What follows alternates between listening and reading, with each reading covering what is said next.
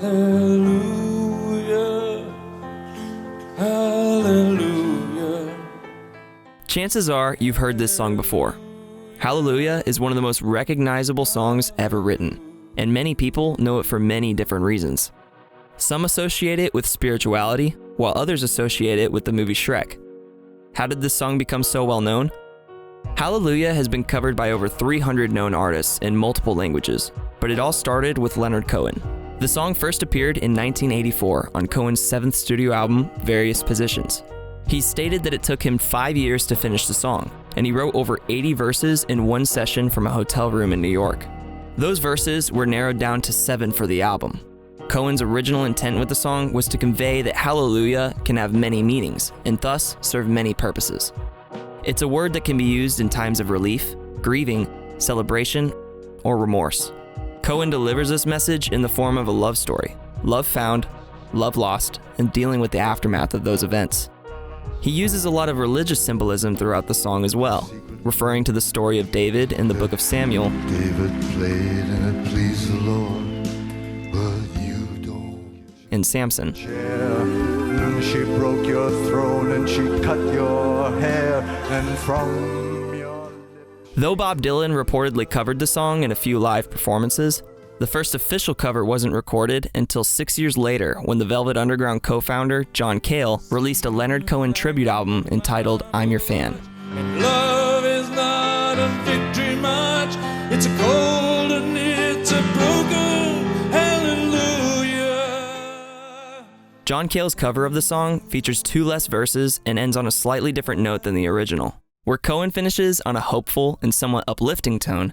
And even though it all went wrong, I'll stand right here before the Lord of Song, with nothing on my tongue but hallelujah. Cale leaves us with this verse. Maybe there's a God above, but all I ever learned from love is how to shoot at someone who outdrew you. This ends the song with a much more somber and uncertain message. He's uncertain if there is a God, which could also be interpreted as love, and all he's ever learned from love is how to hurt somebody who's hurt him. While Cale's cover may leave some listeners feeling depressed, Jeff Buckley felt inspired. John Cale did a version on I'm Your Fan. That was my favorite one. I just learned it one night before a gig at Chennai.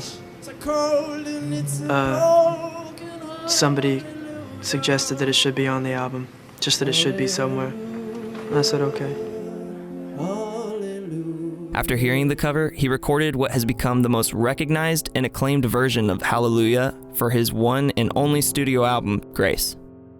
Buckley's cover shares the depressive nature of Cale's, and even uses the same 5 verses. What sets Buckley's rendition apart is the way in which he gradually takes a song from a softly sung melody to a chilling crescendo. Unfortunately, Buckley would never see how impactful his cover of the song ultimately was, as he tragically passed away in 1997, only 3 years after the release of Grace.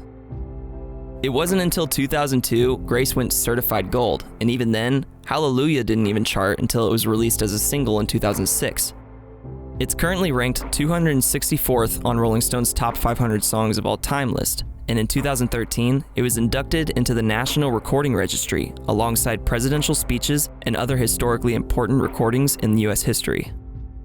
Since the commercial success of those first 2 covers, hundreds of covers have been recorded, from Christmas versions I've heard about this baby boy who's come to earth to bring us to a cappella covers.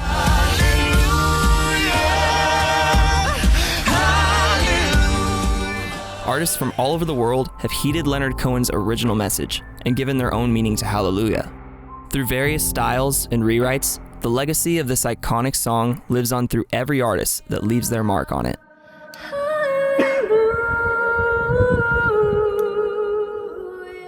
What is the magic of Hallelujah?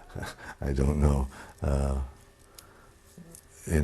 One is always trying to write a good song, and like everything else, you put in your best effort, but you can't command the consequences, so.